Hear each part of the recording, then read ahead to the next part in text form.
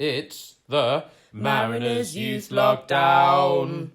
Hi everyone, welcome to another of our videos. I'm Amy and I'm a youth leader. I'm gonna get straight into it today. So obviously, as you guys know, we're in lockdown. I just want to say that the disciples kind of went through something a little bit similar. Today's video is called Lockin to Pentecost. Obviously a few weeks ago was Easter and I did a video about Jesus dying on the cross and rising again on the third day. I find it interesting what happened to the disciples afterwards. You know, the story doesn't end there, and in some ways, it's only the beginning. So why am I talking about Lockin? Okay, so picture this. Jesus dies on the Friday and the disciples are scared witless. They don't know that he's rising on the third day. Not that he didn't tell them, because he jolly well did. They just weren't listening very carefully. Jesus dies on the Friday and they're thinking, oh no, they're coming for us. We better hide. We better hide now. They're gonna come after us. The people who killed Jesus, they're gonna want us next. But to be fair, if you put yourself in that situation, the guy that they've known and trusted and been following for years has been killed. They think, what's the next best thing?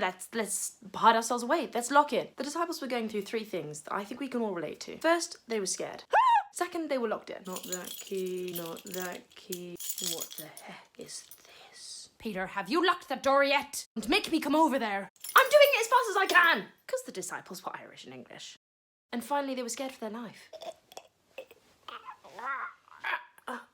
Oh. They thought that the people who'd killed Jesus were going to come after them. Our lock-in is to save lives. Stay in, stay safe. But once Jesus had risen from the dead, he appeared to them. I don't feel like Jesus is going to appear to you and tell you to get out of isolation. I don't think so. So what happened? They were in a locked room and Jesus suddenly arrived. Poof! As he does have a habit of doing. So they're like freaking out. Oh my gosh, it's a ghost, it's a ghost. It's a ghost of Jesus. You would think it was a ghost. It's a ghost! And he's like, no, I'm not a ghost. I'm the real Jesus. I'm not just the spirit and all that. And you can put your hands in my wounds to check. Right, okay, all right, yeah. So they're convinced. So after Jesus appears to them in this room, he appears to them later on again, and then he decides to stay with them for 40 days. You'd think it'd just be like a flash visit. Hey, bye! But no, he actually stays with them. To me, that's just the real heart of Jesus. He comes and he's not like, hey, I just want to prove to you that I was right and I'm doing what I said I was going to do. He wants to disciple them for the last few weeks because he knows they've got a monumental task ahead of them. And the Holy Spirit hasn't come yet. So it's a bit like this weird in-betweeny time where Jesus has died, the Holy Spirit hasn't arrived yet, and they're a bit like, okay, let's lock ourselves in a room. So he's a bit like, I think they may need a little bit of help and encouragement in this strange time. Like, we're living in strange times and we need a little bit of encouragement as well. One of the last things that Jesus says to his disciples is, soon I'm going to send the Holy Spirit and he's going to help you to spread this good news to the rest of the world. Yeah, just a small thing. No, it's huge. Huge. And then he goes back up to heaven. So they wait and they pray for the Holy Spirit. They have no real idea what to expect. Okay, let's just pray and wait. Pray and wait. Pray and wait. Well, it's been quite a long wait, to be honest, when you're expecting any moment. Now. Hats off to them. So Jerusalem is full to the brim with people because of the Feast of Pentecost. So Jerusalem is rammed. The disciples are up in their room. Now it says in Acts that they're praying and that they hear like a wind. Not that kind of wind.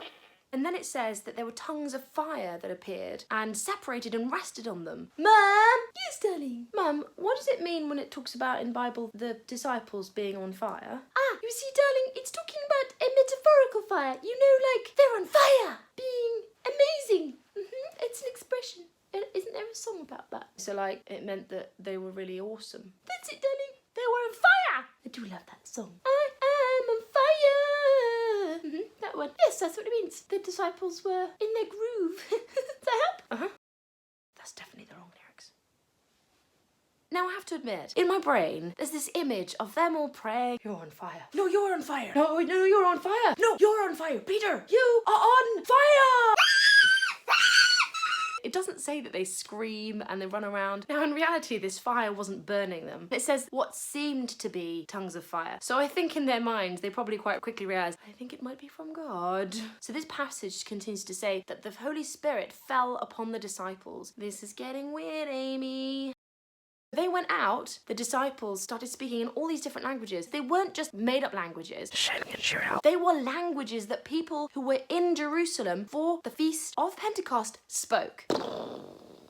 They didn't speak those languages. They hadn't learnt them, nothing. They just went out and they seemed to be able to speak them. My mother tells me it's about 2,000 hours to learn a language. She's currently learning Spanish, hence her telling me. I don't want to learn Spanish, Mum, sorry. I don't want to learn Spanish. It says that without 2,000 hours worth of learning a language, without any knowledge, any understanding, any teachers, nothing, they just went out and they were able to speak to these people. Now that does sound like madness.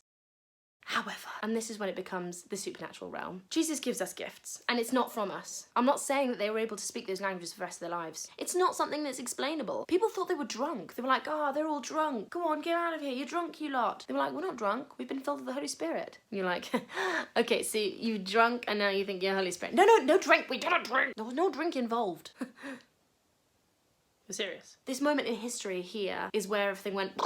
Man alone can't do this. This moment is pinnacle. This is the moment where God goes, okay, now you're going to go and you're going to do it. You're going to do it with the Holy Spirit himself in you. In me? So this is where the Holy Spirit goes bam and it enters the human body. And it doesn't enter every single person. The whole world wasn't suddenly entered with the Holy Spirit. It has to be a choice thing. Now, I know what you're thinking. It's happened. Amy has finally lost her marbles.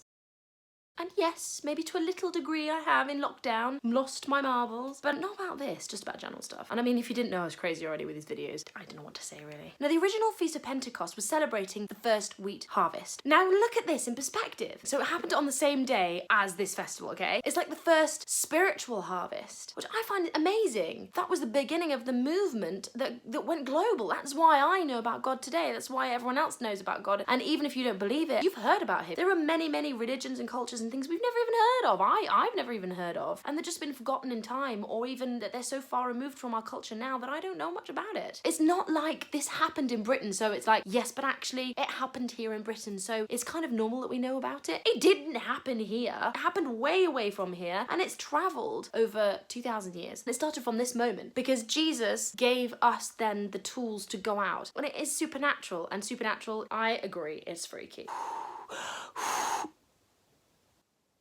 Sorry.